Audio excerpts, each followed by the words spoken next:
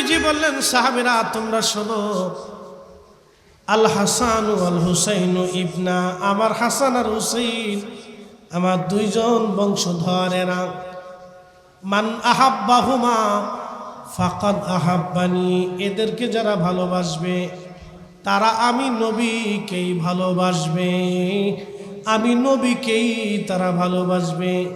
ওয়ামান আহাব্বানি, আমি নবীকে যারা ভালোবাসবে, আহাব্বাহুল্লাহ, আল্লাহকে তারা ভালোবাসবে। ওয়ামান আহাব্বাহুল্লাহ, আল্লাহকে যারা ভালোবাসবে, আদখালাহুল জান্নাহ, জান্নাহ, জান্নাহ, জান্নাহ, আল্লাহ তাদেরকে জান্নাতি, জান্নাতি, জান্নাতি বানাবে। দুনিয়াতে যারা আহলে বাইতে রসুলকে ভালোবাসবে, হাসান হুসাইনকে যারা ভালোবাসবে, আজকে আমরা তাদেরকে মহাব্বত করে আহলে বাইতে রসুলের ভালোবাসায় শুহাদায়ে কারবালা মাহফিলে বসে গেছি, আমরা তাদেরকে ভালোবাসি। তাদেরকে শুধু ভালোবাসি না, আল্লাহ নবীকে ভালোবাসি। শুধু আল্লাহকে ভালোবাসি নাই, নবীকে ভালোবাসি নাই, আল্লাহকে ভালোবাসি। তার মানে বোঝা গেল আমরা আল্লাহর ডানপন্থী দল, জান্নাতি দল, জান্নাতি দল। একবার জোরে বলা যাবে কি আল্লাহু আকবার?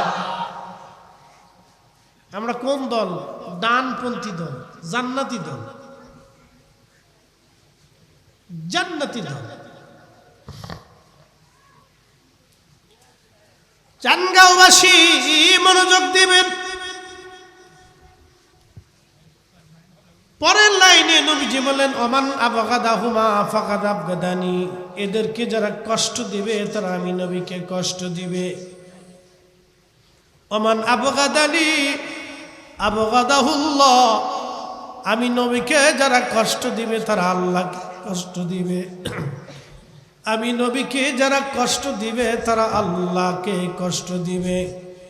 ওমান আবগাদাহুল্লাহু আদখালাহুন নার, আল্লাহকে যারা কষ্ট দিবে তারা জাহান্নামী, জাহান্নামী, জাহান্নামী, জাহান্নামী, তারা বামপন্থী দল। আল্লাহর হাবিব সরাসরি সুস্পষ্টভাবে নবীজি বক্তব্য দিয়ে গেলেন। তাহলে মাঝে বোঝা গেল আমরা সুন্নি আহলে সুন্নাত ওয়াল জামাত যারা, আমরা আহলে বাইতে রাসূলকে ভালোবাসি এবং তাদেরকে সর্বোচ্চ সম্মান শ্রদ্ধা আমরা করি এবং তাদের ভালোবাসা নিয়ে আমরা কবরে যাওয়ার চেষ্টা করি। আল্লাহ যেন তৌফিক দেয়, সকলে বলেন আমিন। এই ভালোবাসার বহিঃপ্রকাশ হচ্ছে এই ধরনের সেমিনার, মাহফিল, কষ্ট, পরিশ্রম।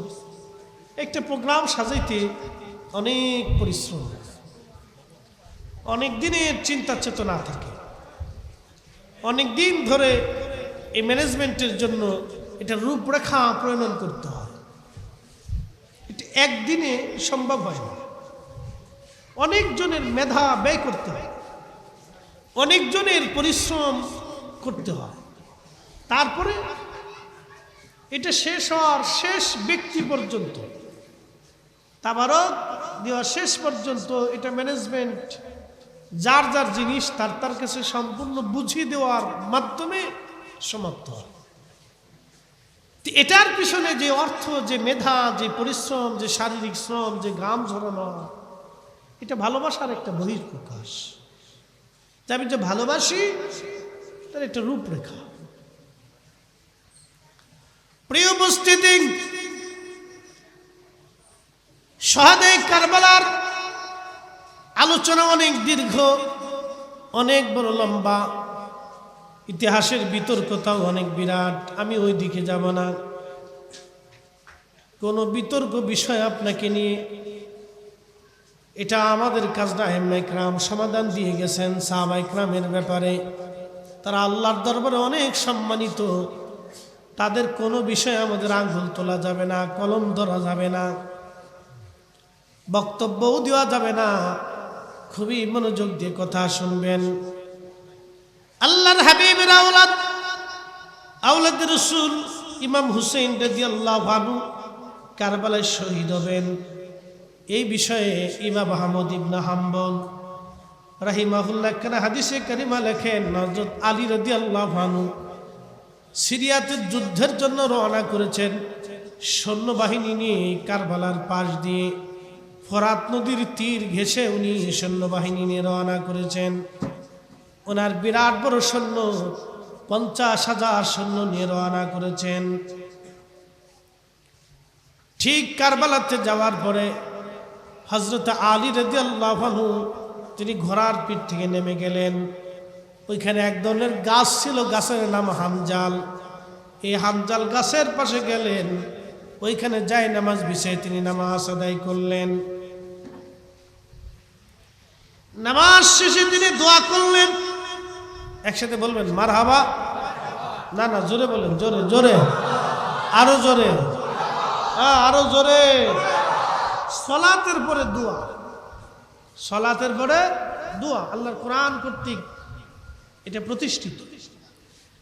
আল্লাহ বলেন, ইয়া আইয়ুহাল্লাযীনা আমানুস্তাঈনু বিস-সাবরি ওয়াস-সালাহ। তোমরা আল্লাহর সাহায্য চাও দুই পদ্ধতিতে।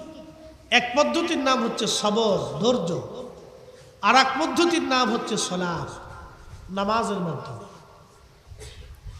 এখন কিভাবে সাহায্য চাবেন যে নামাজ পড়েই চলে যাবে? বিষয়টি এরকম না। এটা সাহাবায়ে কেরাম, আল্লাহর হাবিব এবং আউলিয়া কেরামের রূপরেখা দিচ্ছে। যেমন আলী রাদিয়াল্লাহু আনহুর জীবন থেকে বলতেছি। তো উনি নামাজ পড়লেন, নামাজ শেষ করে আল্লাহর দরবারে হাত বাড়িয়ে দিয়ে দোয়া করতে লাগলেন, কাঁদতে লাগলেন, চোখের পানি ফেলতে লাগলেন, আর দোয়া করতে লাগলেন। দোয়া শেষ হয়ে যাওয়ার পরে ওনার সঙ্গী সাহাবায়ে কেরাম ছিলেন এবং সঙ্গী যারা ছিলেন, ওনার সৈন্যবাহিনীর যারা ছিলেন, তারা জিজ্ঞেস করলেন, ইয়া আমিরাল মুমিনিন, আপনি এইখানে দোয়া করলেন, নামাজ পড়লেন, বিষয় বুঝলাম না। আমিরুল মুমিনিন জবাব দিলেন, ও আমার সঙ্গীরা, আমার সাহাবীরা, প্রিয় নবীর সাহাবীরা গো, আমি আমার মাসুক নবীর জবান থেকে শুনেছিলাম এই কারবালাতে এই হামজাল গাছের পাশে আমার হুসাইন শাহাদাতের আমি সুধা নিবে।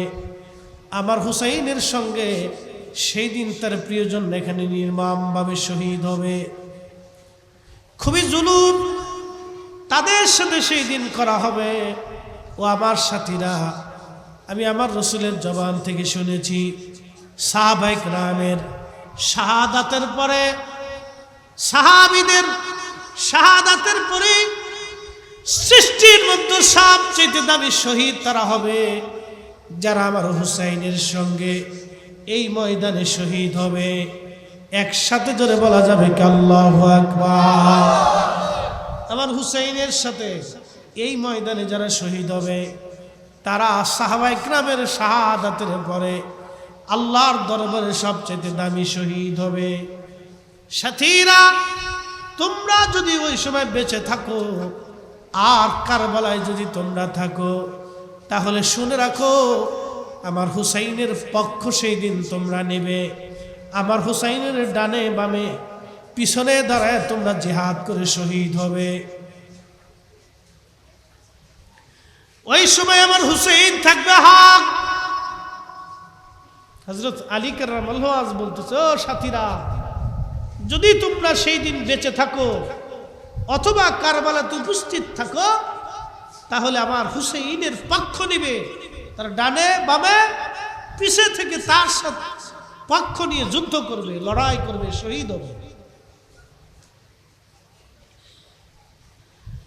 আহলে বাইতের রাসূল, আওলাদে রাসূল হযরত ইমাম হুসাইন রাদিয়াল্লাহু আনহু শহীদ হবেন, কথাটা আল্লাহর নবী বহু আগে বলে গেছেন।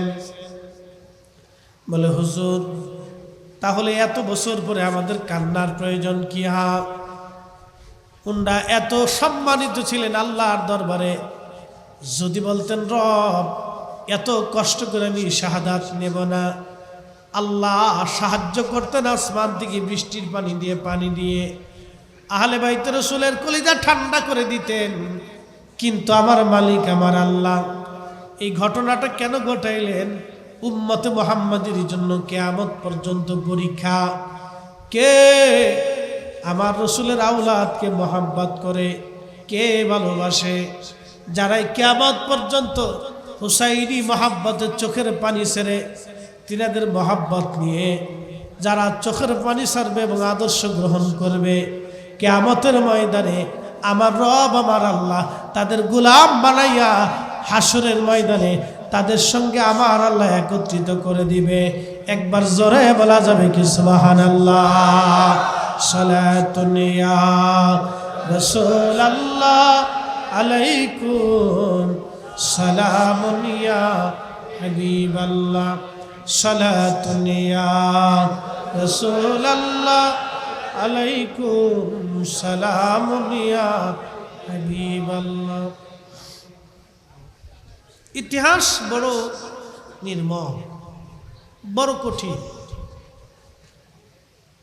মক্কা অথবা আরবে যারা থাকেন বা চাকরি করছেন বা গেছেন, তারা জানেন যে আরবের হাওয়াটা রুক্ষ। এটা নাক দিয়ে শ্বাস প্রশ্বাসের সাথে ঢুকলে ভিতরে শুকায় ফেলে, জিহ্বা শুকায় যায়, গলা শুকিয়ে যায়, লাঞ্চ শুকায় আসে। এই জন্য পানিটা অত্যন্ত প্রয়োজনীয়। আরবে তেলের চাইতে পানির দাম বেশি অথবা সমান সমান। তো মনোযোগ দিয়ে, পানিটা অত্যন্ত গুরুত্বপূর্ণ আরব দেশের জন্য, একবারে বেশি গুরুত্বপূর্ণ। এরা খাদ্য না খেয়ে থাকতে পারে কিন্তু পানি না খেয়ে থাকতে পারবে না। যারা হজে গেছেন অথবা বিদেশে গেছেন, আরবে গেছেন, তারা জানেন এটা খুবই ইম্পর্টেন্ট। তা আহলে বাইত রাসূল সাল্লাল্লাহু আলাইহি ওয়াসাল্লাম তিনি কারবালাতে উপস্থিত। পাশে ফরাত নদী প্রবাহিত। এই নদীটা অত্যন্ত গুরুত্বপূর্ণ একটা নদী। হাজার হাজার বছর ধরে, লক্ষ বছর ধরে নদীর বয়স, কিন্তু নদী শেষ হয় না। এই নদীটা একদিন শেষ হবে। আল্লাহর হাবিব বলছেন সহিহ বুখারীতে কিতাবুল ফিতানে, যে এই নদীর ভিতরে স্বর্ণের পাহাড় ভেসে উঠবে। ওই স্বর্ণের পাহাড় নিয়ে, ওই সম্পদ নিয়ে পৃথিবীতে যুদ্ধ শুরু হবে, মারামারি হবে। এই যুদ্ধে যারা অংশগ্রহণ করবে 100 জনের ভিতরে 99 জন মারা যাবে, একজন বেঁচে থাকবে। তাহলে যুদ্ধটা কত ভয়াবহ হবে। এই ফোরাত নদীর পানি শুকিয়ে যাবে, এর ভিতর থেকে স্বর্ণের পাহাড় ভেসে উঠবে, অর্থাৎ পাহাড় আসবে, স্বর্ণ পাহাড় ভেসে আসবে। এই স্বর্ণকে কেন্দ্র করে পৃথিবীতে মারামারি যুদ্ধ শুরু হবে, বিশ্বযুদ্ধ, ওয়ার্ল্ড ওয়ার। 100 জনে 99 জন মারা যাবে, একজন বেঁচে থাকবে। ধরেন এখন ফোরাত শুকিয়ে গেল, স্বর্ণের পাহাড় ভেসে উঠলো, যুদ্ধ শুরু হলো। পৃথিবীতে মানুষ আছে 800 কোটি। প্রত্যেক 100 কোটিতে 99 কোটি মারা যাবে, 1 কোটি বেঁচে থাকবে। প্রত্যেক 100 কোটিতে 99 কোটি মারা যাবে, 1 কোটি বেঁচে থাকবে। সারা পৃথিবীতে মানুষ বেঁচে থাকবে মাত্র 8 কোটি, মারা যাবে বাকি সব। এই বিশ্বযুদ্ধ তো কি পরিমাণ যুদ্ধ সারা পৃথিবীতে হবে। এই ফোরাত নদীতে অত্যন্ত গুরুত্বপূর্ণ একটা নদ। এই ফোরাতের তীরে মুহররমের 10 তারিখে ঘটনাটা ঘটল। এই মুহররমের 10 তারিখে পৃথিবীতে আরো ঘটনা ঘটছে, আরো ঘটনা ঘটবে। অ্যাটেনশন, পৃথিবীতে আরো ঘটনা ঘটেছে। যেমন বর্তমানে কাবা, এই কাবা শরীফে চারপাশে 40 দিন তাওয়াফ করেছিল হযরতে নূহ আলাইহিস সালামের নৌকা। মহাপ্লাবনে সারা পৃথিবীতে পানি আর পানি, পাহাড়ের মতো বড় বড় ঢেউ। নূহ আলাইহিস সালামের নৌকাটা ছিল 1200 হাত লম্বা, 600 হাত প্রস্থ। আমাদের এই ছোট হাতে না, নূহ আলাইহিস সালামের হাতে। নূহ আলাইহিস সালাম ছিলেন আদম আলাইহিস সালামের 3 পুরুষ পরে। আদম আলাইহিস সালাম ছিলেন ওনার হাতের 60 হাত লম্বা। একসাথে বলবেন সুবহানাল্লাহ, না আরো জোরে? 60 হাত লম্বা। নূহ আলাইহিস সালাম যদি 3 পুরুষ পরে হয় তাহলে হয়তো আধা হাত কম হয়েছে, হয়তো আধা হাত কম। তাহলে আধা হাত যদি কম হয় তাহলে উনি অন্তত প্রায় 60 হাত লম্বা। তো উনার হাতের 1200 হাত লম্বা ছিল সেই নৌকা, 3 তলা বিশিষ্ট নৌকাটা। এই নৌকাটা বানানোর জন্য নূহ আলাইহিস সালাম 100 বছর আগে গাছ লাগিয়েছিলেন। 100 বছর পর্যন্ত এই গাছটা বড় হয়েছিল। তো গাছটা কত বড় হবে? সেই নৌকা নির্মাণ করলেন। এক তলায় মানুষ, আর এক তলায় পশু পাখি, আর এক তলায় কীট পতঙ্গ, হাবি যাবে আরো বিভিন্ন জিনিস জোড়ায় জোড়ায় জোড়ায় জোড়ায় নিয়ে, জোড়ায় জোড়ায় নিয়ে। নূহ আলাইহিস সালামের নৌকা বইটা ছিল না, মাঝি ছিল না, পাল ছিল না, ব্রেক ছিল না। এটা অটোমেটিক আল্লাহ কর্তৃক নিয়ন্ত্রিত ছিল। জোরে জোরে বলে সুবহানাল্লাহ। আল্লাহ কর্তৃক নিয়ন্ত্রিত। আহলে বাইত রাসূল হচ্ছে সাফিনাতুন নূহ, নূহ আলাইহিস সালামের কিস্তির মতো। ওই দিন যারা নূহ নবীর কিস্তিতে উঠেছিল তারা মুক্তি পেয়েছিল। আর এই সময় যারা আহলে বাইত রাসূলকে ভালোবাসবে তারা মুক্তি পাবে। একসাথে বলা যাবে আল্লাহু আকবার। আমার বিষয়টা এরকম না যে আহলে বাইত রাসূলকে ভালোবাসে সাহাবায়ে কেরামকে গালিগালাজ করা, এরকম না। কিন্তু প্রিয় উপস্থিতি, নূহ আলাইহিস সালামের নৌকা 40 দিন পর্যন্ত, 40 রাত পর্যন্ত কাবা শরীফের চারপাশে তাওয়াফ করতে লাগলো। কাবার চারপাশে নূহ আলাইহিস সালামের নৌকা তাওয়াফ করতে লাগলো। তাওয়াফ শেষে পবিত্র পাহাড় জুদ, জাবালে জুদ, যে জুদ পাহাড়ের কথা আল্লাহর কোরআনে আসছে, এই জাবালে জুদের উপরে নূহ আলাইহিস সালামের নৌকাকে আল্লাহ বসায় দিলেন। পানি শুকিয়ে গেল। যেদিন নূহ নবী পৃথিবীতে অবতরণ করলেন সেই দিনটা ছিল এই মুহররম মাসের 10 তারিখ। আসতে হয়ে গেল না সুবহানাল্লাহ? আরো জোরে বলেন সুবহানাল্লাহ। ইব্রাহিম খলিলুল্লাহ আগুনের ভিতরে, নমরুদের আগুনে, ইরাকের বাগদাদে 40 দিন পর্যন্ত আগুন জ্বলে। 40 দিন পর্যন্ত আগুন জ্বলল। এই আগুন থেকে 40 দিন পরে ইব্রাহিম আলাইহিস সালাম বের হয়ে আসলেন। যেই দিন তিনি বের হইলেন সেই দিনটা ছিল মুহররম মাসের 10 তারিখ। একবার জোরে বলা যাবে কি আল্লাহু আকবার? এখানে হাজি কেউ আছেন না? হাজি সাহেবরা তো অনেকে আছেন ইনশাআল্লাহ। অথবা যারা ওমরা করছেন, মক্কায় গেছেন। মাকাম ইব্রাহিম আলাইহিস সালামের পায়ের দাগ পাথরের উপরে এখনো আছে। ইব্রাহিম আলাইহিস সালামের পায়ের দাগ পাথরের উপরে এখনো আছে। বলে এই মাকামটা কি? এই পাথরটা ইসমাইল আলাইহিস সালাম এনে ইব্রাহিম আলাইহিস সালামের পায়ের নিচে দিলেন। পাথর নরম হয়ে গেল। ইব্রাহিম আলাইহিস সালাম ওই পাথরের উপরে পা রেখে রেখে কাবার পাথর গেঁথেছিলেন, ফিট করছিলেন, কাবা নির্মাণ করছিলেন।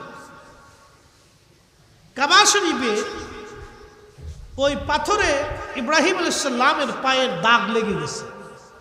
আমার দিকে তাকান। যদি ইব্রাহিম আলাইহিস সালাম জুতা পায়ে থাকতেন তাহলে ওই পাথরে জুতার দাগ লাগতো। আমার দিকে তাকান। যদি ইব্রাহিম আলাইহিস সালামের পায়ের দাগ এখনো আছে, যদি উনি জুতা পায়ে থাকতেন তাহলে জুতার দাগ থাকতো, পায়ের দাগ থাকতো না। তার মানে তিনি কাবা শরীফ নির্মাণ করেছিলেন খালি পায়ে। কোন পায়ে? খালি পায়ে। কিন্তু বড় দুঃখ এবং আফসোস, আমি এবছর হজে দেখলাম মুসলমানরা তাওয়াফ করে জুতা পায়ে। ছি ছি ছি। এই আব্দুল ওহাব মসজিদ গোষ্ঠী ইসলামটাকে রুচিহীন করে দিয়েছে। এটা রুচি সম্মত ইসলামটাকে রুচিহীন করে দিয়েছে। যা 1450 কেন লক্ষ বছরের ইতিহাসে জুতা পাই দিয়ে কেউ তাওয়াফ করছে কোনো প্রমাণ নাই। এখন হাজিরা জুতা পায়ে তাওয়াফ। আশ্চর্য, দেখলে লজ্জা করে। মুসলমান খামার চত্বরে মুতাফের ভিতরে হেরে আল্লাহর ঘর কি করে মুসলমান জুতা পায়ে দিয়ে তাওয়াফ করে? যে মুতাফের ভিতরে 360 জন নবীদের মাজার আছে, কাবার দরজার সামনে হযরত ইসমাঈল আলাইহিস সালামের পবিত্র রওজা আছে, নূহ আলাইহিস সালামের মাজার শরীফ এই মুতাফের ভিতরে আছে। আশ্চর্য। এগুলি দিন দিন দিন দিন মুসলমানদের রূহ নষ্ট করে দেওয়া হচ্ছে। রূহ নষ্ট হয়ে গেছে। এত রূহ নষ্ট হয়েছে যে আপনি দেখেন তো আরবের মুসলমানরা বলে দিবেন যে এরা পুষ্টিকর খাবার খায়, এরা পুষ্টিহীন খাবার খায়। বুঝতে পারছেন? চেহারা দেখলে বোঝা যায় যে এদের হালত আর এদের হালত। কিন্তু আমরা খাবার যাই খাই,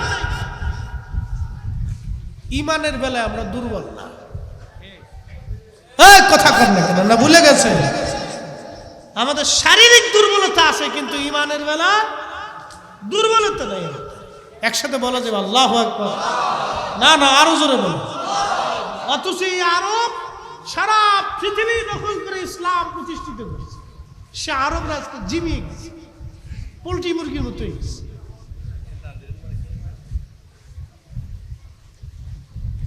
প্রিয় মুসলমান, খুবই মনোযোগ দিয়ে কথাগুলি শুনবেন। হযরত সাইয়েদনা ইব্রাহিম আলাইহিস সালাম কাবা ঘর নির্মাণ করলেন খালি পায়ে। আমরাও কাবা তাওয়াফ করলাম খালি পায়ে। জুতা পায়ে চালু হয়ে গেল।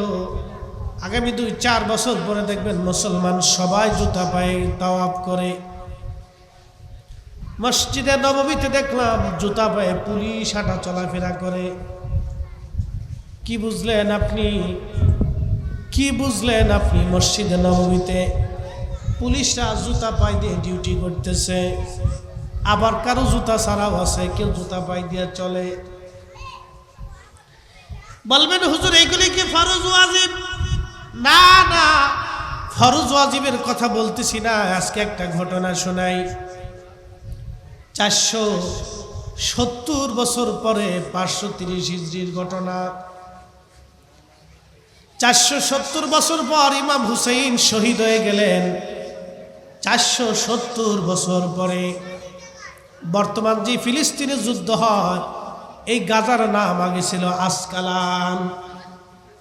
এই গাজার আগে নাম ছিল আসকালান।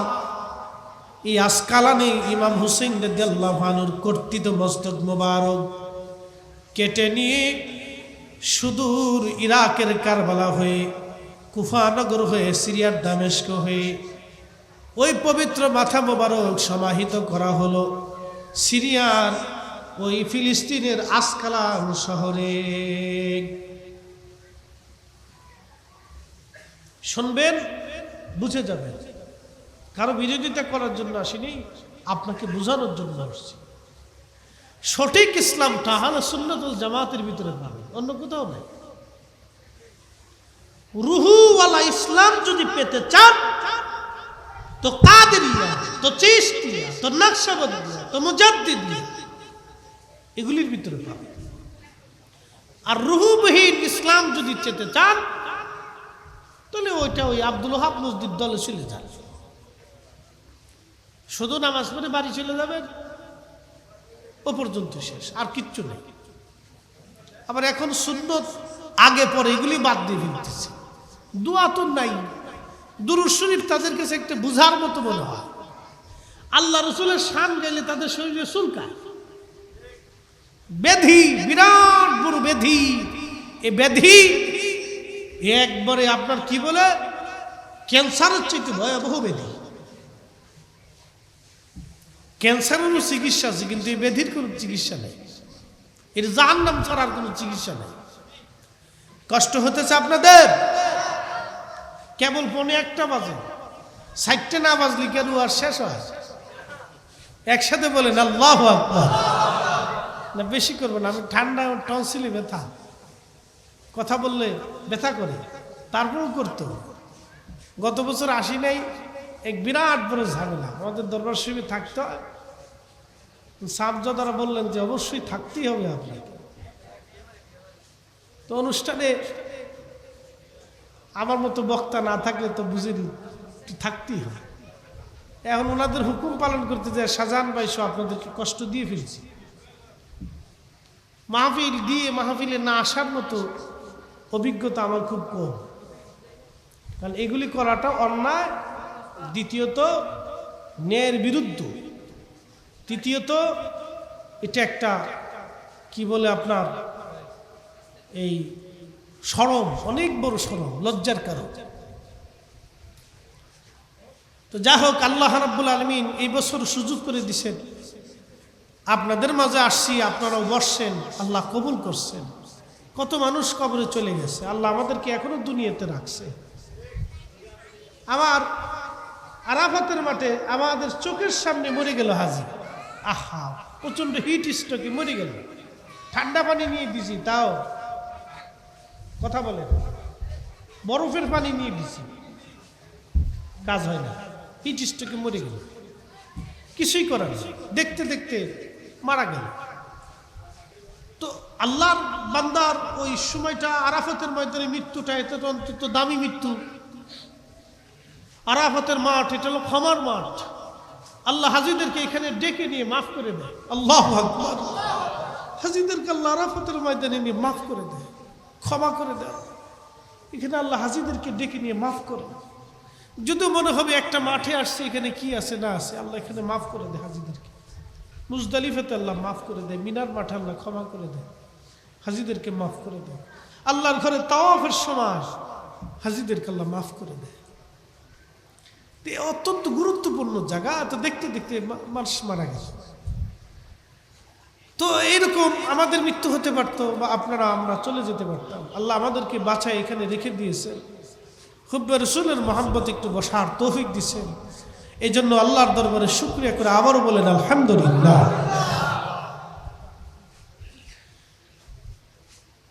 তো ইমাম হুসেইন রাদিয়াল্লাহু আনহু শহীদ হলেন 470 বছর আগে। ঘটনা 530 হিজরি, 470 বছর পরে। কিন্তু ইমাম হুসেইন রাদিয়াল্লাহু আনহু শহীদ হয়েছিলেন 60 হিজরিতে। 60 হিজরিতে তিনি শহীদ হয়েছিলেন। 60 হিজরির পরে প্রায় 61 হিজরির কাছাকাছি। তো ইমাম হুসেইন রাদিয়াল্লাহু আনহুর মাথা মোবারক বর্তমান গাজা শহর, নাম ছিল আসকালান। ইতিহাসটা একটু জেনে যাবেন যুবক ভাইরা, সবাই সহ যে যেই মানসিকতার বা মতের আছেন। এই চান্দগাঁওতে বিভিন্ন ধরনের মানুষ আছেন, আমার মায়েরা আছেন, আমার বোনেরা আছেন। বাসাবাড়িতে থাকলেও যদি মাইকের আওয়াজ যায়, আপনারা কথাটা শুনবেন। ইমাম হুসেইন কিন্তু শুধু সুন্নিদের না, ইমাম হুসেইন প্রত্যেকটা মুসলমানের সম্পদ। কথা কোন ঠিক কিনা? উনি শুধু আমাদের না, প্রত্যেকটা মুসলমান ইমানদারের সম্পদ। উনাকে ভালোবাসা প্রত্যেকটা ইমানদারের দায়িত্ব। প্রত্যেকটা মুসলমানের দায়িত্ব ওনাকে মহব্বত করা। হযরতে আওলাদে রাসূল ইমাম হুসেইন রাদিয়াল্লাহু আনহু শহীদ হয়ে যাওয়ার পরে 470 বছর পর বর্তমান গাজা, এটার নাম ছিল আসকালান, খ্রিস্টানরা দখল করে নিয়ে গেল। এখন বর্তমানে ইহুদিরা দখল করে নিয়েছে, তখন খ্রিস্টানরাও দখল করে নিয়েছিল। এই বাইতুল আকসাকে কেন্দ্র করে পৃথিবীতে কত যুদ্ধ হয়েছে তার হিসাব নাই। কত কোটি মানুষের জীবন গেছে তার হিসাব নাই। বহু মানুষের জীবন এই বাইতুল আকসার আশেপাশে জীবন চলে গেছে।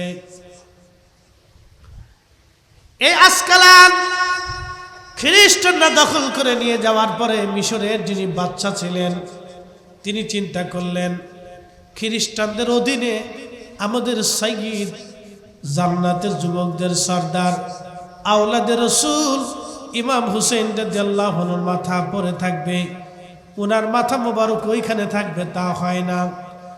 উনি আসকালান অর্থাৎ ফিলিস্তিনের খ্রিস্টান যিনি গভর্নর ছিলেন তার কাছে ইনি প্রস্তাব দিলেন, আমাদের সাইয়্যিদের পবিত্র মাথা আপনি আমাদের কাছে দিয়ে দেন। তো খ্রিস্টান প্রধান তিনি বললেন, মাথা নিয়ে যাবেন, নিয়ে যান, ওটা তো আমাদের কোনো প্রয়োজন নাই, কিন্তু আমাদেরকে অর্থ দেওয়া লাগবে। বলে কত টাকা দিব? 30,000 স্বর্ণের দিরহাম দিতে হবে। 30,000 কত হাজার? জোরে বলেন। বর্তমানে কত হাজার লক্ষ মার্কিন ডলার হবে হিসাব করে। 30,000 স্বর্ণের দিরহাম মুদ্রা আমাকে দিতে হবে। স্বর্ণ মুদ্রা আমাকে দিতে হবে। যদি দেন তো টাকা দিয়ে দেন, স্বর্ণ মুদ্রা দেন, মাথা মোবারক নিয়ে যান, ওটা আমাদের দরকার নেই। মিশরের গভর্নরের চিন্তা হচ্ছে 30,000 কেন, 30 লক্ষ কোটি স্বর্ণ মুদ্রা গেলেও আওলাদে রসুলের মাথা মোবারক এনে আমার মিশরে রাখা, এটা আমার জন্য ভাগ্য। একসাথে বলবেন না আল্লাহু আকবার। মিশরের গভর্নর, মিশরের বাদশা তিনি বললেন, ঠিক আছে আমি আপনার প্রস্তাবে রাজি। 30,000 স্বর্ণ মুদ্রা দিয়ে দিলেন। মিশরের বাদশা নিজে গেলেন সৈন্য সামন্ত নিয়ে, আমির ওমরা নিয়ে, উলামায়ে কেরাম নিয়ে তিনি নিজে গেলেন ইমাম হুসাইন রাদিয়াল্লাহু আনহুর পবিত্র মস্তক মোবারকের রওজা শরীফ যেখানে ছিল, উনি ওইখানে গেলেন। জুতা পায়ে দিয়ে যান নাই, খালি পায়ে। ও মুসলমান, ইতিহাস শুনে যান। এখনকার বর্তমানে আব্দুল ওহাব মসজিদ মৌলবীরা থাকলে ওনারে বেদাতি বলতো, নাহলে মুশরিক বলতো, যে শিরিক করছে। খালি পায়ে জুতা ছাড়া গেল কে? এটা বেদাত করছে। জুতা পায়ে দিয়ে যান নাই, খালি পায়ে। খালি পায়ে আহলে বাইতে রাসূলের ইজ্জতে সুলতানে কারবালা হুসাইন রাদিয়াল্লাহু আনহুর সম্মানে তিনি খালি পায়ে গেলেন ইমাম হুসেন রাদিয়াল্লাহু আনহুর মস্তক মোবারক আনার জন্যে। তিনার একটা চিন্তা, শহীদে কারবালা, সুলতানে কারবালা, রসুলের আওলাদ শহীদ, তিনার পবিত্র মাথা আনতে যাব, জুতা পায়ে দিয়ে কেমনে আনি? উনি খালি পায়ে গেলেন, সৈন্য সামন্ত নিয়ে গেলেন, ওনার লোক লস্কর নিয়ে মাজার মোবারক থেকে মাটি সরাইয়া যখন মস্তক মোবারক বের করলেন, 470 বছর আগে যেইভাবে দাফন করা হয়েছিল, আহা, পবিত্র মাথার চুল মোবারক, চক্ষু মোবারক, ভুরু মোবারক, দাড়ি মোবারক, ঠোঁট মোবারক তখনও জিন্দা, তাজা তাজা, আর রক্তগুলি তখনও তাজা তাজা ঝরে ঝরে পড়তেছিল। একবার আওয়াজ তুলে বলা যাবে আল্লাহু আকবার। বুঝে যা।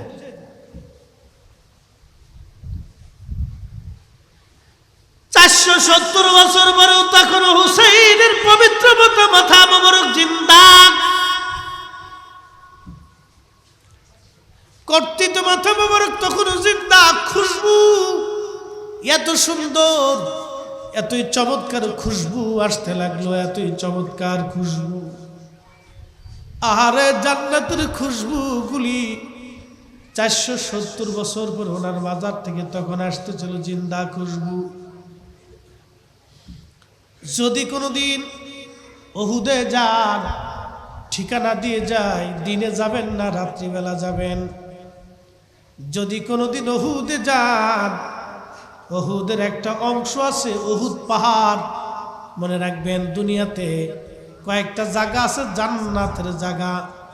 একটা জায়গার নাম নবীজির হুজরা মুবারক থেকে মিম্বার শরীফ পর্যন্ত রাউজাতুম মিন রিয়াজিল জান্নাহ, জান্নাতের বাগান। এইখানে যদি আপনি নামাজ পড়েন তাহলে বুঝলেন আপনি জান্নাতে নামাজ পড়েছেন। এইখানে যদি দোয়া করেন তাহলে বুঝলেন আপনি জান্নাতের বাগানে দোয়া করেছেন। এখানে যদি কাঁদেন তাহলে বুঝলেন আপনি জান্নাতের বাগানে কেঁদেছেন। এইখানে যদি সেজদায় পড়ে থাকেন তাহলে বুঝবেন আপনি জান্নাতের বাগানে জান্নাতের সেজদায় পড়ে আছেন। দুনিয়াতে এই জায়গাটুকু জান্নাতের টুকরো। একসাথে বলা যাবে কি আল্লাহু আকবার।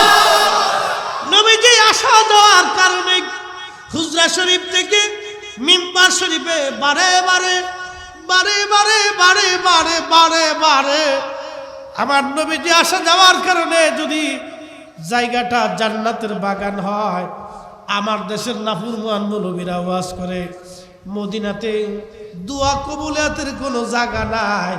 আরে হারামজাদা, মদিনায় যদি দোয়া কবুল না হয় পৃথিবীর কোথাও দোয়া কবুলিয়াতের জায়গা নাই। কথা কোন ঠিক কিনা? এগুলি আলেম হইছে কি? শিল করতে হইলে ভালো হইতো। হ্যাঁ, এগুলি মৌলবী শিখিয়েছে, কোথায় পড়াশোনা করছে, কোন কিতাব পড়ছে, কি অ্যাটিটিউড, ধ্যান ধারণা। এগুলি দাড়ি রেখে ফাঁকরি ফুকরি রেখে মৌলবী নাম দিয়ে শায়েক মেক মাদানি আজহারি কত কিছু লাগাই দিয়ে এগুলি হয়েছে কি জন্য? কোথার থেকে পড়াশোনা করছে, কি বুঝে আল্লাহ জানে।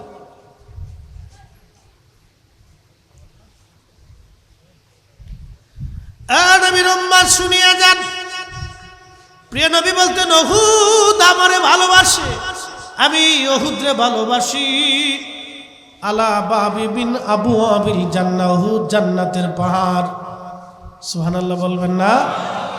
যদি কোনোদিন কোনো পাহাড় দেখে নিজের কলিজা ঠান্ডা করতে চান তো উহুদের দিকে তাকাবেন। এটা দুনিয়ায় জান্নাতের পাহাড়, ও দুনিয়ার থেকে নবীকে ভালোবেসে জান্নাতের সার্টিফিকেট নিয়ে গেছে। আল্লাহু আকবার। সহিহ বুখারী হাদিস। রাসূল বলতেন উহুদ আমাকে মহব্বত করে, আমি নবী তাকে মহব্বত করি। সার্টিফিকেটই কথা না তো। আলা বাবি মিন আবওয়াবিল জান্নাহ, সে জান্নাতের পাহাড়, সে জান্নাতে চলে যাবে। উহুদ শুধু দুনিয়াতে উহুদের উপর দাঁড়ায় রয়েছে সেটা না, সে জান্নাতে ওই অবস্থায় জান্নাতের পাহাড় হয়ে থাকবে। একমাত্র কারণে নবী ভালোবাসার জন্য, নবী ভালোবাসার জন্য। মুসলমান খুব মনোযোগ দিবেন, উহুদ জান্নাতের একটা পাহাড়। এই উহুদে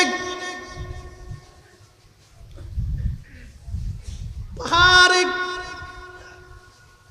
প্রিয় নবীজি যেখানে দন্ত মোবারক শহীদ হয়েছিল সেইখানে একটা মসজিদ আছে। ওই মসজিদে নবীজি আসরের নামাজ এবং মাগরিব পড়েছিলেন। এরপরে কাফেররা নবীকে আক্রমণ করলো। আক্রমণ করার পরে আল্লাহর হাবিবের দন্ত মোবারক কেটে গেল, শহীদ হয়ে গেল, মাথা মোবারক ফেটে গেল। প্রিয় নবীজি রক্ত ঝরতেছিল। আল্লাহ নবীর সাহাবী ছিলেন হযরতে মালিক ইবনে সানানা, রক্ত মোবারক চেটে চেটে খেয়ে ফেলতে লাগলেন। সাহাবীরা ডেকে বলল, মালিক রক্তগুলি ফেলে দাও, তুমি কি জানো না রক্ত পান করা হারাম? মালিক ইবনে সানানা বলল, সাহাবীরা রে, আমি মালিক জিন্দা থাকতে নবীজি রক্ত জমিনের মধ্যে আমি পড়তে দিতে পারি না। চেটে চেটে খেয়ে ফেলতে লাগলেন। নবীজি ডাকতে বলে, সাহাবীরা রে, দুনিয়াতে তোমরা যদি জান্নাতি মানুষের চেহারা দেখতে চাও, আমার মালিকের চেহারার দিকে তাকায় দেখো, সে জান্নাতি।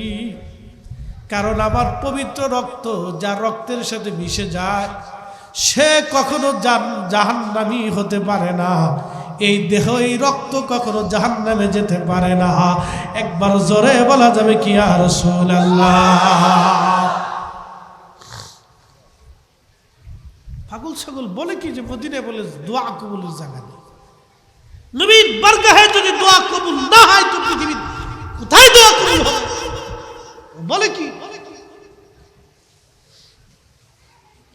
সেইখানে মসজিদ বানানো আছে, পরিপূর্ণ না। তুর্কিরা নির্মাণ করছিল পাথর দিয়ে, এটা মসজিদের রূপে তৈরি করে রাখছে। সেই মিম্বার শরীফ যেখানে আল্লাহর হাবিব মেহরাব নামাজ পড়েছে, ওখানেই দন্ত মোবারক শহীদ হয়েছিল। জিব্রাইল এসে সাহাবায়ে কিরাম নিয়ে নবীজিকে চলে গেলেন উহুদের সেই মাঝখানে পাহাড়ের এক কোনায় ফাঁকা জায়গা, পাহাড়ের এক কোনাতে পাথর আলাদা হয়ে পাহাড়ের ফাঁকা ছোট্ট একটু জায়গাতে নবীজিকে নিয়ে গেলেন। সেইখানে বিশ্রাম করানোর জন্য এখানে নিয়ে যাওয়া হলো। আমার দিকে তাকান, গুরুত্বপূর্ণ। ওইখানে নিয়ে গেলেন। সাহাবীরা ভাবলো নবী নাই, নবী বুঝি উহুদে শহীদ। সারা মক্কায় খবর হয়ে গেল, সারা রাত্র নবীকে পাওয়া যায় নাই, কারণ নবীকে ওইখানে গোপনে নিয়ে রাখা হলো। মদিনায় জানাজানি হলো নবী নাই, নবী শহীদ হয়ে গেছে। কিন্তু আল্লাহর হাবিব ওইখানে চিকিৎসাধীন ছিলেন। আহা, রাত্রিবেলা ওইখানে যাবেন। আমরা রাত্রিবেলা গেলাম, যখনই উঠলাম ভিতর থেকে জান্নাতের খুশবু আসতে লাগলো। আল্লাহু আকবার। মাহফিল সাক্ষী, নিজের চোখ কান আর নিজের নাসিকাকে অবিশ্বাস করার কোনো সুযোগ নাই। ওইখানে নামাজ পড়লাম, মিলাদ শরীফ পড়লাম, আমরা দোয়া করলাম, দুরূদ শরীফ পড়লাম, কান্নাকাটি করলাম। সিমেন্ট দিয়ে জায়গাটা এখন ঢেকে দেওয়া হয়েছে, বন্ধ করে দেওয়া হয়েছে, ভিতরে ঢুকতে দেওয়া হয় না। জানালার মতো ফাঁকা, ভিতরে পাথর, কিছুই নাই ওখানে। আতরের কোনো গোডাউন নাই, মানুষও যেতে পারে না। কিন্তু সুগন্ধ আসে কোথা থেকে? এমন দামি সুঘ্রাণ পৃথিবীর কোনো আতরে নাই। 1450 বছর আগে রসুল করিম, রসুলে পাক ওইখানে বিশ্রাম করাতে 1450 বছর পরে ওখান থেকে জান্নাতের ঘিরান আসে। আমার রসুলের ঘিরান যদি 1450 বছর পর পাওয়া যায়, তাহলে বোঝা গেল আমার রসুলকে যারা নিজেদের মতো মনে করে, এই আকীদা যাদের আছে, তাদের মতো ভ্রান্ত বলদ পৃথিবীর জমিন আর কেউ হতে পারে না। কথা বলেন ঠিক কিনা? কি করে বুঝাবেন বলেন তো? এই কোরআন হাদিসের দলিল দিলে বোঝেন, যেটা বাস্তব থেকে দিয়ে দিলাম। দীর্ঘ সময় এখানে বসা ছিলাম, দোয়া করছি, কান্নাকাটি করছি, মিলাদ শরীফ পড়ছি, দুরূদ শরীফ পড়ছি, নফল নামাজ পড়ছি, শাহ পড়ছি। দীর্ঘ সময় সুঘ্রাণ আসতে লাগলো। আসতে মন চায় না, কিন্তু আসতে তো হবে।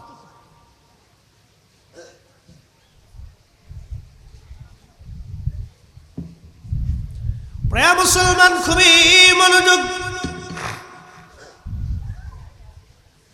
ইমাম হুসেইন রাদিয়াল্লাহু আনহুর পবিত্র মস্তক কারবালার ময়দানে ওরা কেটে ফেললো, দেহ মুবারক থেকে আলাদা করে ফেললো ওরা। বর্ষার আগে বিধাইল, বিধাইয়া ইয়াজিদের সৈন্যরা আনন্দ করতে লাগলো। হুসেইন রাদিয়াল্লাহু আনহু পবিত্র দেহ মুবারক তারা আলাদা করে ফেললো, জুব্বা মুবারকটা খুলে ফেললো, খালি গায়ে বালুর মধ্যে শোয়াইয়া কর্তৃত দেহ মুবারক খানা আলাদা করে বালির মধ্যে শোয়াইয়া ইয়াজিদি বাহিনী 70টা ঘোড়াকে তারা সিরিয়াল করলো। আপনারা জানেন যুদ্ধের ঘোড়াগুলি যেগুলো যুদ্ধক্ষেত্রে ব্যবহৃত হয়, ঘোড়ার পায়ের খুরের নিচে কিন্তু ওখানে আপনার লোহা ব্যবহার করা হয়, যাতে পা আটকে না যায়, খুর ভেঙে না যায়। দৌড়াইতে গেলে ঘোড়ার যাতে কষ্ট না হয়, নিচে লোহা ব্যবহার করা হয়। ওই 70টা যুদ্ধের ঘোড়াকে সিরিয়াল করে 70 জন আরোহী, আহারে 70 জন আরোহীর মধ্যে একজনও কাফের ছিল না। একজনও খ্রিস্টান ছিল না, ইহুদি ছিল না, 70 জনই কালমা পড়নেওয়ালা ছিল।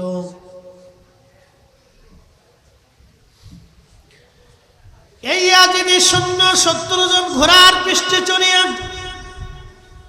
খণ্ডিত দেহ মুবারক আওলাদের রাসূল যার পবিত্র নাভি মুবারকের নিচ থেকে পা মুবারক পর্যন্ত একবার আল্লাহর হাবিবের সাদৃশ্য ছিল।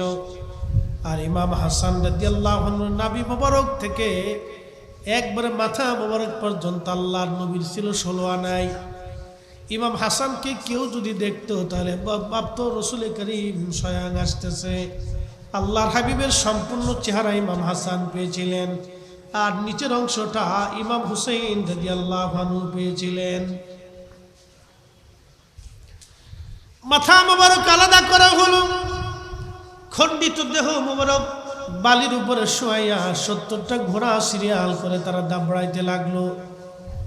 ঘোড়ার পায়ের আঘাতে আঘাতে ইমাম হুসাইন রাদিয়াল্লাহু আনহু শরীর মোবারক দলিত মলিত হচ্ছিল, চামড়া গোশতগুলি ছিঁড়ে ছিঁড়ে যাচ্ছিল, খসে খসে পড়ে যাচ্ছিল।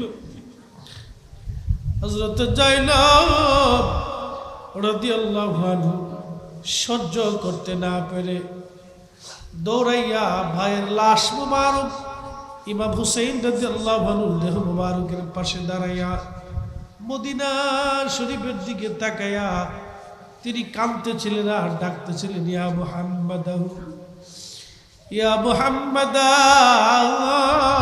ইয়া রাসূলুল্লাহ। ইমাম ইবনে কাসির আল বাদার মধ্যে লেখেন তিনি এইভাবে কাঁদতেছিলেন।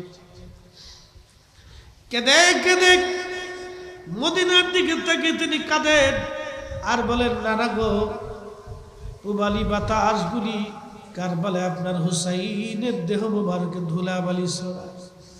নানা গো, আপনার উম্মতরা কেমন আচরণ করে আপনি দেখেন, যাদের গায়ে মাছি মশা কোনোদিন তুমি বসতে দেও নাই, যারা কাঁদলে তুমি নানা সহ্য করো নাই, যারা ক্ষুধার্ত থাকলে তুমি নানা খাবার খাও নাই। হযরত যায়েনব ওইখানে দাঁড়াইয়া ভাইয়ের লাশ মুবারকের পাশে দাঁড়াইয়া আপন কলিজার টুকরা বোনটা মদিনার দিকে তাকায়া নানার দিকে তাকায় কাঁদতেছিলেন। ইমাম ইবনে কাসির বলেন, ঠিক তখনই হযরত ইবনে আব্বাস রাদিয়াল্লাহু আনহু কাবা ঘরের সঙ্গে হেলান দিয়ে আসরের নামাজের পরে কাবা শরীফের সঙ্গে হেলান দিয়ে নামাজ পড়ে তিনি হেলান দিয়ে বসেছিলেন। খুব অল্প সময়ের মধ্যে তার তন্দ্রা এসে গেল, ঘুম এসে গেল। ঘুমের মধ্যে তিনি দেখতেছেন আল্লাহর হাবিবের পবিত্র হাত মুবারকের মধ্যে রক্ত, প্রিয় নবীজির গা মুবারকের মধ্যে ধুলাবালি, আল্লাহর হাবিবের চুল দাড়ি মুবারক এলোমেলো, জুব্বা মুবারকে ধুলাবালি। নবীজি কাঁদেন আর মক্কাতুল মুকাররমার দিকে নবীজি দৌড়ায় দৌড়ায় আসে। ইবনে আব্বাস বলতেছিলেন, হুজুর, জীবনে কোনোদিন আপনাকে এরকম কাঁদতে দেখি নাই। নবী গো, আপনার গা মোবারকের মধ্যে এরকম ধুলাবালি কোনোদিন আমি দেখি নাই। হুজুর, আপনার চুল দাড়ি মুবারক এলো বেলো কেন গো নবীজি? আপনার হাতের মধ্যে রক্ত কেন গো নবী? আপনি কাঁদেন কেন? মক্কার দিকে দৌড়ে আসেন কেন? ইয়া রাসূলুল্লাহ, জীবনে এরকম আপনাকে কোনোদিন দেখি নাই। নবী গো, আজকে আপনার হালত এরকম কেন? ইবনে আব্বাস রাদিয়াল্লাহু আনহু রাইসুল মুফাসসিরিন আব্দুল্লাহ ইবনে আব্বাস বলতেছে, আমার নবীজি ডাক দেয়া বলতেছে, ইবনে আব্বাস রে, আমার আব্দুল্লাহ মক্কায় খবর দাও, আমার হুসাইন নাই, কারবালাতে আমার হুসাইন শহীদ হয়ে গেছে। আমি নবীজি আমার হুসাইনের শাহাদাতের সময় আমি নবী তার পাশে ছিলাম। আমি তার এবং তার সাথীদের রক্ত গুলিনি আল্লাহর আদালতে যাইতেছি। ইবনে আব্বাস তুমি খবর দাও আমার হুসাইন আর নাই। এ সবজ গম্বদ ওয়ালি मंजूर दुआ करना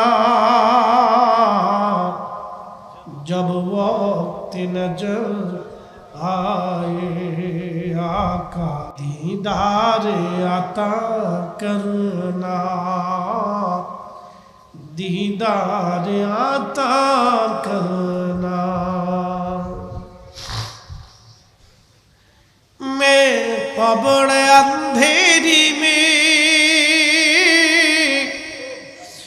घबराऊंगा जब तन्हा मैं कब्र अंधेरी में घबराऊंगा जब तन्हा इमदाद मेरी करने आजान रसूल अल्लाह इमदाद मेरी करने आजान रसूल अल्लाह। रोशन मेरी तुर्बत को लिल्लाह जरा करना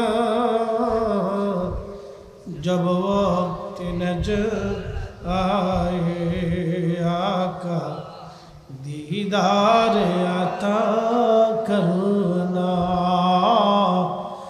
दीदार आता करना।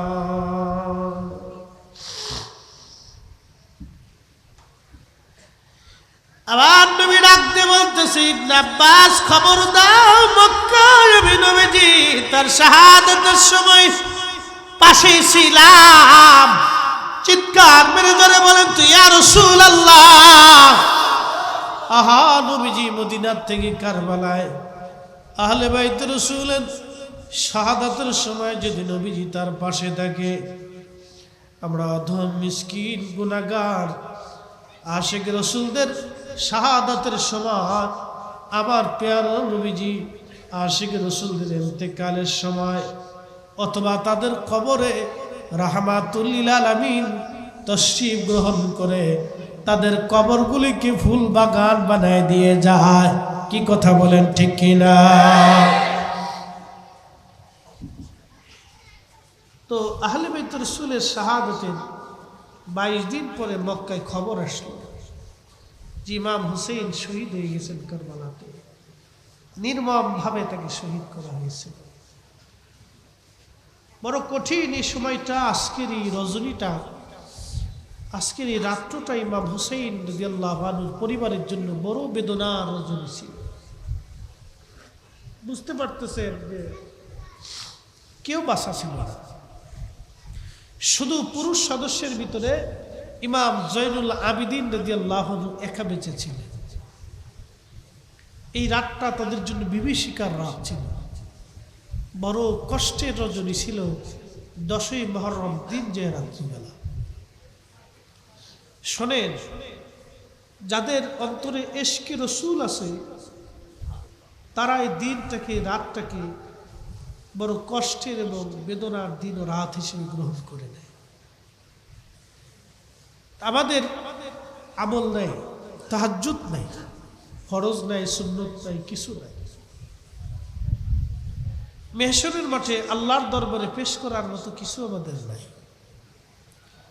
হুব্বে রাসূলের চোখের পানি দিয়ে যদি আল্লাহর দরবারে একটু আশা করা যায়, আমাদের কিছু নেই।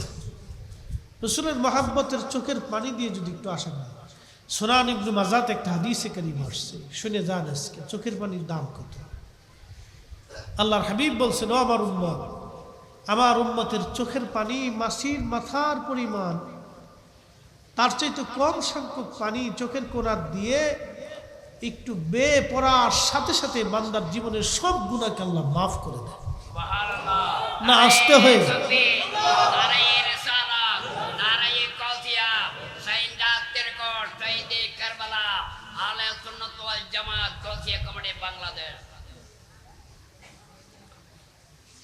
আচ্ছা, অনেক গজলের বিষয় আসছে, অ্যাটেনশন। তো আমাদের নাই কিছু, তো এইটুক দিয়ে যদি আল্লাহর দরবারে মাফের আশা করা যায়। আমার দিকে তাকান, বলে হুজুর প্রমাণ কি? প্রমাণ দিচ্ছি। আপনার ছেলেটা অনেক অপরাধ করছে, বিরাট অপরাধ করছে, ক্ষমার অযোগ্য অপরাধ করে ফেলছে আপনার ছেলেটা। তা আপনি ছেলেটাকে খুব ভালোবাসেন, তো এসে আপনার সামনে যদি চোখের পানি ফেলে কাঁদে দিয়ে বলে আব্বা মাফ করে দেন। পৃথিবীর কোনো বাবা স্থির থাকতে পারে না, কোনো মা স্থির থাকতে পারে না। মায়ের চাইতে বাবার চাইতে 99 গুণ, 1 গুণ তো আল্লাহ সৃষ্টির মধ্যে মহাব্বতকে বিলি করে দিছে, বাকি 99 গুণ মহাব্বত আল্লাহ তার নিজের কাছে রাখছে। নিজের কাছে রাইখে আল্লাহ বান্দার বিচার করে। বাকি 99 গুণ মহাব্বত আল্লাহর কাছে। 1 গুণ মহাব্বতের জন্য যদি মা স্থির থাকতে না পারে, তাহলে বান্দার চোখের পানি পড়ার আগে এই কোণার থেকে ভেসে আসার সাথেই তার জীবনের সব গুনাহকে আল্লাহ রাব্বুল আলামিন ক্ষমা করে দেন, মাফ করে দেন। একসাথে বলুন আল্লাহু আকবার। উহুদ পাহাড় যদি রাসূল করিমকে মহব্বত করে আল্লাহর হাবিবকে জায়গা দিয়ে যদি সে জান্নাত নিয়ে যেতে পারে, সেখান থেকে এখনো ঘ্রাণ আসে, বেহেশতের ঘ্রাণ আসে। আমি নিজে শুকে আসছি, রাত্রি দীর্ঘ সময় ছিলাম, কয়েক ঘন্টা উপস্থিত ছিলাম। আমার মন চাইছিল যদি সারা জীবন এখানে থাকতে পারতাম, আমার জিন্দিগির পুরাটা সময় যদি আমি এখানে কাটাইতে পারতাম। এত চমৎকার ঘ্রাণ, বেহেশতের পরিবেশ, চমৎকার বাতাস এসে লাগতেছিল, যদি সারা জীবন এখানে কাটাইতে পারতাম। তো নবীকে মহব্বত করার জন্য যদি উহুদ জান্নাত নিয়ে যেতে পারে, আমাদের চোখের পানি, আহলে বাইত রাসূলের মহব্বতের চোখের পানি বৃথা যাবে না। কথা কোন ঠিক না বেঠে? এটা বৃথা যাবেই না, কখনই না। আপনার ঘাম বৃথা যাবে না, আপনার অর্থ বৃথা যাবে না, আপনার আজকের পরিশ্রম কখনই বৃথা যাবে না। এটা কবুল হবেই। এটা নিঃস্বার্থভাবে আপনারা করেছেন, স্বার্থহীনভাবে আপনারা করেছেন। হুব্বে রাসূলের ভালো, একবারে রাসূলের আওলাদের মহব্বতে করছেন, আর কোনো কারণে না। এখানে কোনো ভেজাল নেই। পানিতে ভেজাল আছে, এটার ভিতরে ভেজাল আছে, কিন্তু এই মহব্বতের ভিতরে ভেজাল, এটাতে ভেজাল আছে, থাকতে পারে। ফুলের ভিতরে ভেজাল থাকতে পারে, কিন্তু এটার ভিতরে ভেজাল নেই। হাজিরিন, এগুলি খুব দামি। আপনারা অনেকেই নানান কথা বলবে, ওদিকে কান দিবেন না, কখনোই কান দিবেন না। ইসলামটাকে রুচিহীন করে দেওয়া হচ্ছে, রুচিহীন। আপনি যদি মদিনা রওজা শরীফে যাওয়ার সময় কাঁদেন, তো পুলিশ সন্দেহ করে, ভাবে এটা বেদাত। ওরা ওই মতুয়াগুলি আছে, মৌলবীজি, সৌদির মৌলবী, এরা বেদাতি। নবী রওজা মুবারকের পাশে দাঁড়ায় কানলে ওরা বলে বেদাতি। সি সি সি, এটা রুচিহীন ইসলাম। 2-3 প্রকারের হাজি দেখছি আমি রওজা শরীফে। এক প্রকারের হাজি হাঁটতে হাঁটতে যায়, ও ছবি তুলে ভিডিও করে রওজা শরীফের পাশে ছবি তুলে। আমার মন চায়, আমি তো অনেকবার গেছি, বারবার গেছি, তো মন চায় যে এগুলি ঘাট ধাক্কা দিবে। আবার চিন্তা করি আল্লাহ হাবিবের বরগা রওজা শরীফ, এখানে তো এখানে তো আমার কোনো অধিকার নাই। ছবি তুলতেছে, ভিডিও করতেছে, বউরে দেখাইতেছে, দেখো রাসূলুল্লাহ রওজা, এই ভিডিও করে দেখায়। কি আশ্চর্য! তার অনুভূতি না যে এখানে কে ঘুমাই রয়েছে। আল আনবিয়া ওয়া হায়াউন ফি কুবুরিহিম ইউসাল্লুন, নবীরা রওজা শরীফে জিন্দা, আমার নবী ওইখানে ঘুমানো, ওখানে নবী দেখে কে উম্মত আমার কাছে আসছে, আমাকে কে সালাম দিচ্ছে। মান যারা কবরি ওয়াজাবাত লাহু শাফাআতি ইয়াউমুল কিয়ামা, যে আমার জিয়ারতে আসলো তাকে কিয়ামতের ময়দানে সুপারিশ করা আমার জন্য কর্তব্য হয়ে যায়। ইমাম তাকিউদ্দিন সুবকি শিফাউস সাকামের ভিতরে আরো লেখছেন, নবীজি বলেছেন আমার ইন্তেকালের পরে আমার জিয়ারতে যে আসবে, সেজন্য হায়াতের জীবনে আমার সাথে সাক্ষাৎ করে গেছে। না না হলো না তো, আরো জোরে বলতে হবে আল্লাহ। একসাথে বলেন তো আল্লাহু আকবার। নবী আছে? জোরে বলেন আছে। 470 বছর পরেও যদি ইমাম হুসাইনের কর্তৃত মস্তক থেকে রক্ত আসে, 1450 বছর পরেও যদি উহুদ থেকে সুঘ্রাণ আসে, যদি ইমাম হুসাইন রাদিয়াল্লাহু আনহুর মস্তক 470 বছর পরেও ওই হালতেই থাকে, কোনো পরিবর্তন নাই, আমার রাসূল আছে, নবী রাউদা শরীফে আছে। কথা বল ঠিক কিনা?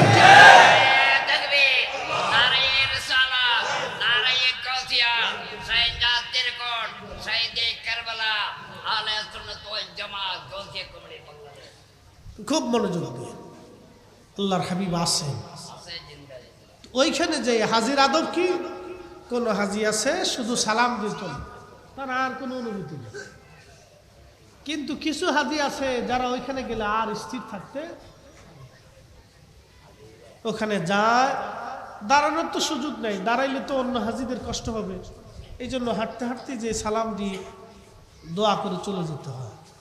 কোনো হাজি আছে পাশে গেলে আর নিজেকে স্থির রাখতে পারে না, কাঁদতে থাকে, চোখের পানি আসতে থাকে, ওরা একটা বেদাতি। যাদের রুহু জিন্দা তাদেরকে বানাইছে বেদাতি, আর যাদের রুহু মরে গেছে ওরা হইছে হক্কানি। সরে হইছে এখন মাতুব্বর, আর মাতুব্বর হইছে চোর। বুঝতে পারছেন? জমজমের পানি হয়েছে ডুপ্লিকেট, আর বুড়িগঙ্গার পানি হয়েছে অরিজিনাল। বুড়িগঙ্গার পানিরে যারা অরিজিনাল মনে করে এমন যেমন গাধা, জমজমের পানিকে যারা নষ্ট মনে করে এমন যেমন গাধা, ঠিক নবীজি রওজা মুবারকে নবীর মুহাব্বতে চোখের পানি যারা আসে তাদেরকে যারা বেদাতি বলে, ওরাও এরকম গাধার ঘরের গাধা। কথা কোন ঠিক কিনা? গাধার ঘরের গাধা। ইসলামটাকে রুচিহীন করা হচ্ছে আজকে, ইসলামটাকে মেরে ফেলে দেওয়া হচ্ছে।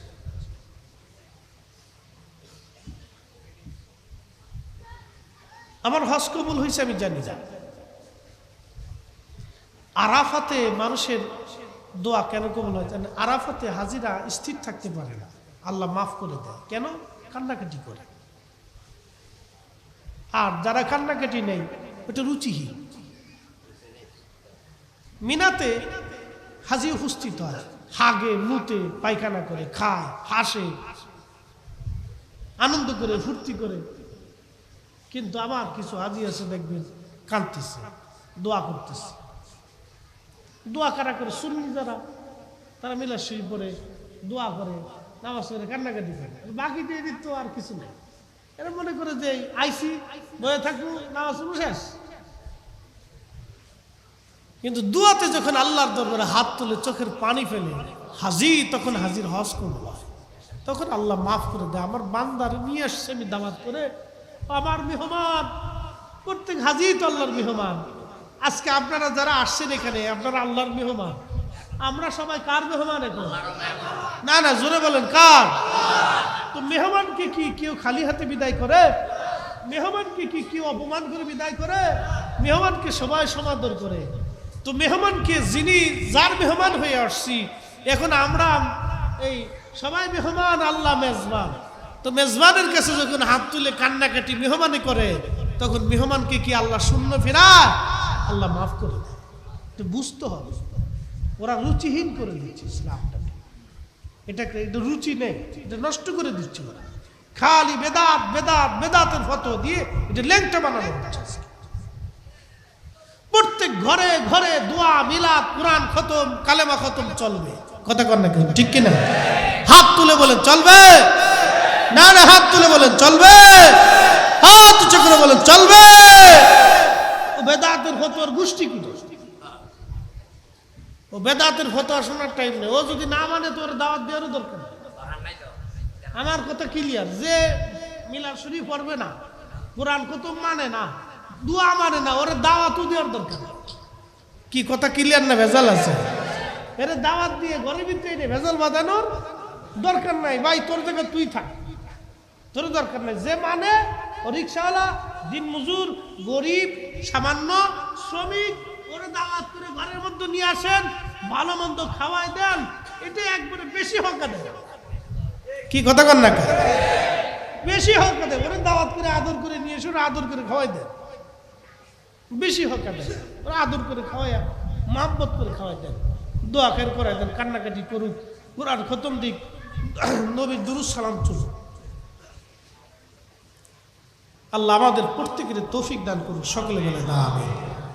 প্রিয় উপস্থিতি, শুহাদায়ে কারবালার আলোচনা তো অনেক বড় দীর্ঘ এবং খুব কষ্টের, বেদনা। তারপরেও আপনাদের সামনে সামান্য উপস্থাপন করেছি। আপনাদের হৃদয়ে রক্তক্ষরণ হয়েছে, চোখে পানি আসছে, এতটুকুনটাই যদি আল্লাহ আমাদেরকে ক্ষমা করে দেয়, জীবনে কিছুই কোনো ইবাদত কবুল হবে আমার গ্যারান্টি নেই। কোনটা কবুল হবে জানি না, নাও হতে পারে, কিন্তু চোখের পানিটা এটা বৃথা যাইতে পারে না। এই পানিটা আমি দুনিয়ার প্রধানমন্ত্রী হওয়ার জন্য ফেলাই নেই, রাষ্ট্রপতি হওয়ার জন্য ফেলাই নেই, প্রধান সেনাপতি হওয়ার জন্য ফেলাইছি না। এই পানিটা খুদ আল্লাহ রসুলের মহব্বতেই পড়ছে, এখানে কোনো ভেজাল নাই। জমজমের পানিতে যেমন ভেজাল নাই, আমার চোখের পানি, আমাদের রসুলের মহব্বতের চোখের পানিটা এখানে কোনো ভেজাল নাই।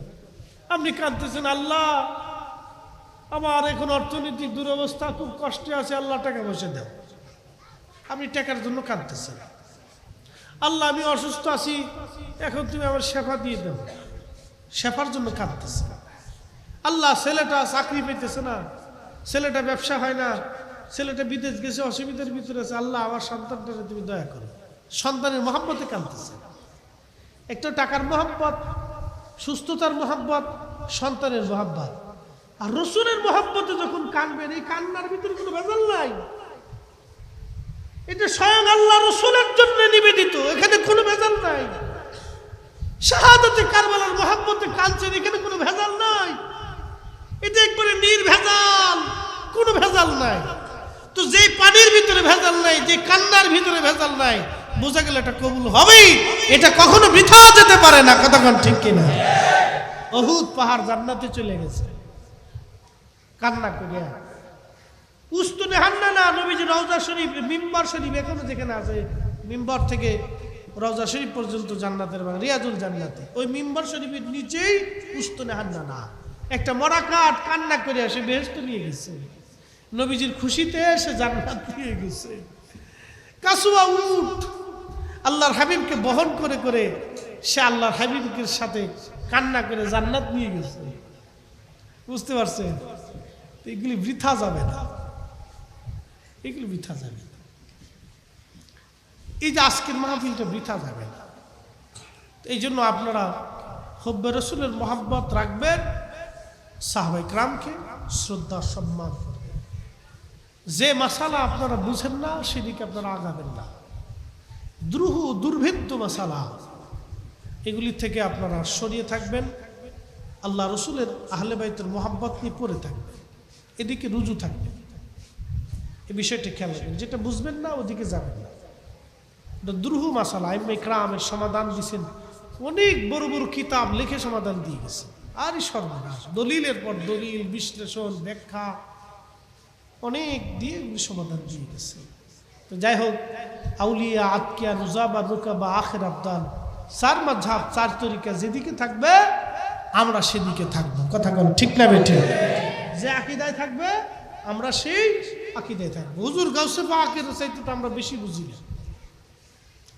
মুজাদ্দিদ আল ফিসানি সিরহিন্দি, খাজা বাবা আজমিরি, বাকি বিল্লাহ, বাহাউদ্দিন নাসর বুখারী, ইমাম আযম আবু হানিফা, ইমাম শাফি, ইমাম হাম্বলি, ইমাম মালিক রাহিমাহুল্লাহ, ওনাদের মতো আমরা বুঝি না। তো অতএব ওনারা যেভাবে সমাধান দিয়েছেন আমরা সেভাবে থাকবো। আর আহলে বাইত রাসূলের মহব্বতে নিজেকে নিমজ্জিত রাখবো। আল্লাহ আমাদেরকে আহলে বাইত রাসূলের মহব্বতে থাকার তৌফিক দিক, সকলে বলেন আমিন। আল্লাহর আইন, রাসূলুল্লাহর সুন্নাহর উপরে নিজের জীবনকে পরিচালনা করব, জীবনকে সুন্দর করে তুলব। যুবক যারা আছেন আপনাদেরকে বলতেছি, শোনেন, এই মানুষের জীবন খুব অল্প সময়, অল্প সময় নিজের জীবনটাকে কাজে লাগাবেন, এটাকে নষ্ট করবেন না। এই সময়কে ব্যয় করে নষ্ট করে কালক্ষেপণ করবেন না, এটাকে কাজে লাগাবেন, পরিশ্রমে কাজে লাগাবেন। আজকে যারা উন্নত বিশ্ব আছে দেখবেন ওরা পরিশ্রম করে, ওরা বসে থাকে না, ওরা কাজকে ছোট মনে করে না, আমরা অনেক সময় কাজকে ছোট মনে করি। রিক্সাওয়ালাকে আমরা ছোট ভাবি, রিক্সাওয়ালাকে ছোট ভাবার কিছু নাই তো, সে হালাল রুজি করতেছে, সে হালাল রুজি করতেছে, সে রুজি করতেছে হালাল। আমার দেশে একজন বিসিএস ক্যাডার অথবা একজন ডাক্তার